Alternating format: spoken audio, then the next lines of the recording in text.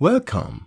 In this video, I'll be solving this LP model graphically, calculating surplus values for the constraints, calculating shadow or dual prices, and stating the all-integer solution for the problem. For constraint 1, when x1 equals 0, x2 equals 6, and when x2 equals 0, x1 equals 3. For constraint 2, when x1 equals 0, x2 equals 4, and when x2 equals 0, x1 equals 4. For constraint 3, when x1 equals 0, x2 equals 2, and when x2 equals 0, x1 equals 10.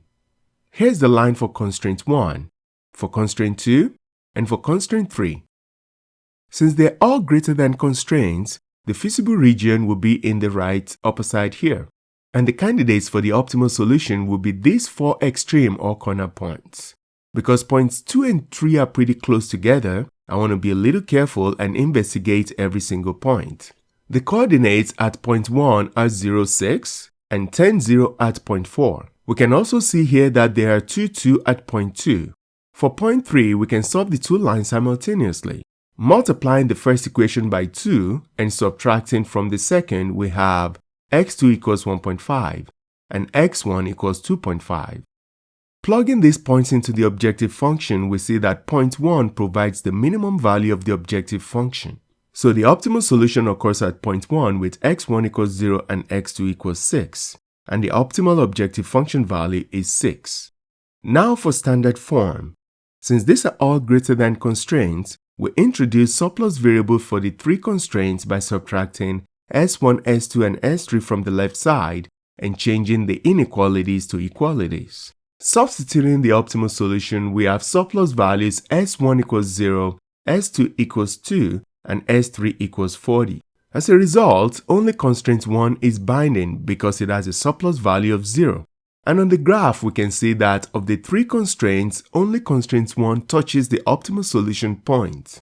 Let's now calculate shadow prices for the constraints. Shadow price here is defined as the amount of change in the optimal objective function value per unit increase in the right-hand side of a constraint. So for the first constraint, we want to increase the right-hand side from 6 to 7 and then determine the amount of change in the objective function value as a result. Recall that the optimal solution occurs here at the intersection of these two lines. So the binding lines are x1 equals 0 and 2x1 plus x2 equals 6.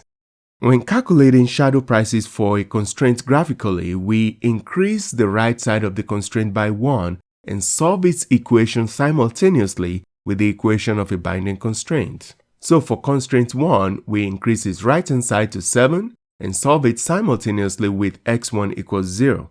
Since x1 equals 0, x2 equals 7. So the objective function value is 7.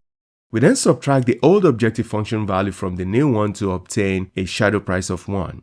For constraint 2, a unit increase in the right-hand side gives 5, and solving it with x1 equals 0 gives x2 equals 5. So we have a new objective function value of 5, and the shadow price is 5 minus 6, which gives negative 1. But wait a minute. We stated a moment ago that the second constraint is not binding. Then by definition, it should have a 0 shadow price. That is, if a constraint is not binding, it will have a slack or surplus greater than 0 and should also have a 0 shadow price. So something must be wrong here.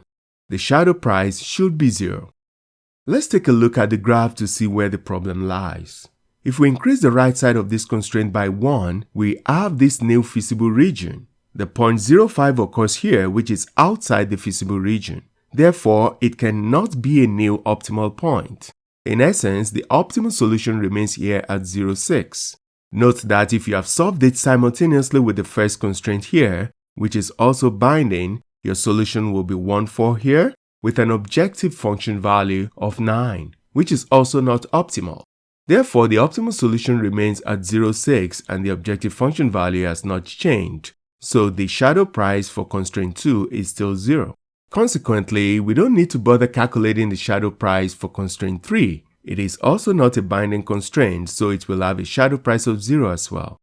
We can see here that constraint 1 is binding. It has a non-zero shadow price and a surplus of 0, while constraints 2 and 3 are non-binding with 0 shadow prices and non-zero surplus values. Now, if x1 and x2 are required to be integers, then the feasible region is a collection of dots. Since the optimal solution we obtained earlier, which we now call LP relaxation solution, is already integer, then it is also the optimal solution to this integer problem. And that concludes this video. Thanks for watching.